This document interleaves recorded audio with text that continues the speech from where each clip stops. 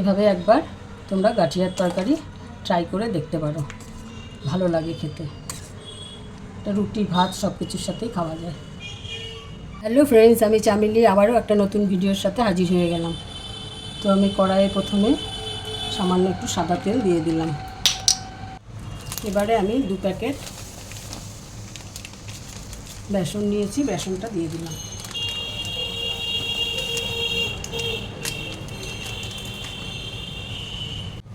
এটাকে এবার আমি হালকা একটু ভেজে নেব।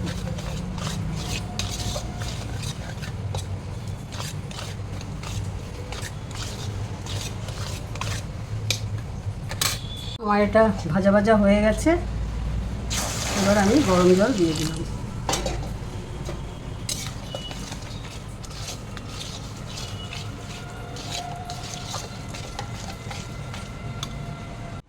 এটা আমার হয়ে গেছে। এবার এটা আমি নামিয়ে ঠান্ডা করে নিই। ভালো করে মেখে ঠান্ডা করে এরকমভাবে রোল বানিয়ে নিয়েছি। এবার আমি এটাকে পিস পিস করে কাটবো। বেশি মোটাও করব না, আবার বেশি পাতলাও করব না।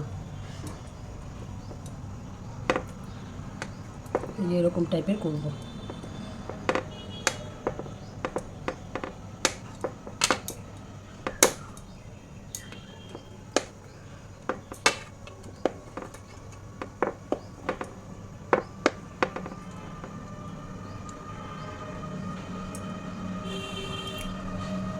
এবার এগুলোকে আমি তেলের মধ্যে ফ্রাই করে নেব।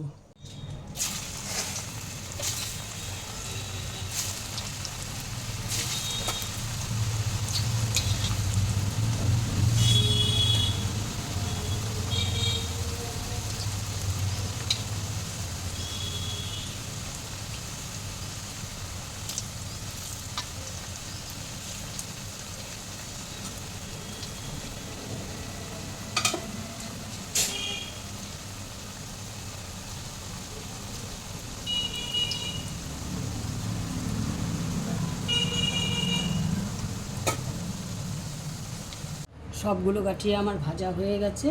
এবার কড়াইয়ে সম্বার দিয়ে দিলাম। শুকনো লঙ্কা, তেজপাতা, দারচিনি আর 4টে এলাচ দিয়ে দিলাম। এবারে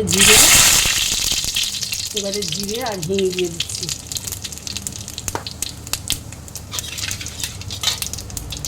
এবারে সেদ্ধ করে রেখেছিলাম আলু, সেই আলুটা দিয়ে দিলাম।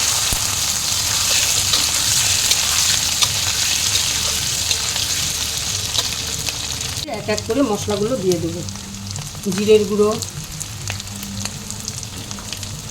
ধনের গুঁড়ো, হলুদ, স্বাদ মতো লবণ আর আদা, কাঁচা লঙ্কা। এবার সামান্য একটু গরম জল দিয়ে ভালো করে কষিয়ে নেব।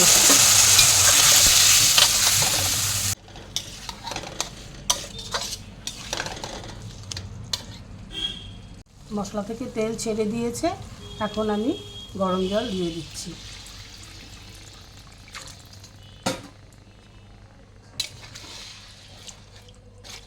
ঝোলটা উতলে গেছে, এখন আমি গাঠিয়াগুলো দিয়ে দিচ্ছি।